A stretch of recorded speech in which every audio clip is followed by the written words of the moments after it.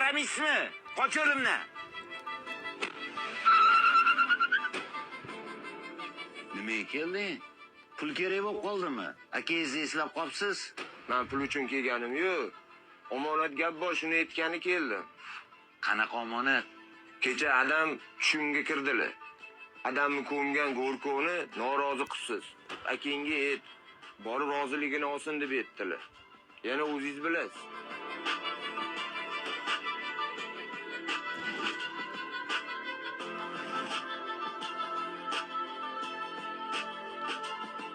O'g'limizni to'yiga ham ozgina qoldi. Aksiga olib, ishidan ham bo'shab olganini qarang. Hali mebelini ham olishimiz kerak. Endi nima qilamiz? Ko'yningni bir xotirjam qilgin, bir yo'li topilar. Hozir. Assalomu alaykum. Va alaykum assalom. Yaxshimisiz? Rahmat. Men bilan bir joyga borib kela olasizmi? Faqat yo'dimay iltimos. Mayli.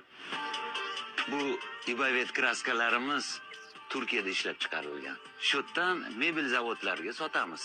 Ha, yaxshi. Keyin uylanadigan o'g'lingiz bor. Shuni ishga olsam o'zimni korxonamga. Yaxshi bo'lardi. Rahmat. Qoyil.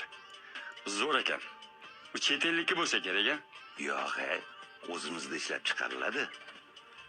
Ibavet kraskasi bor-ku, o'sha kraska mana shu mebelda ishlatiladi. O'g'lingizni to'yiga mana shu mebelni to'yini qilib bersam, nima deysiz? Yo'q, aka, bu juda ham qimmat tursa kerak. Mana hijolatni o'ylamang. Faqat mendan rozi bo'lsangiz bo'ldi.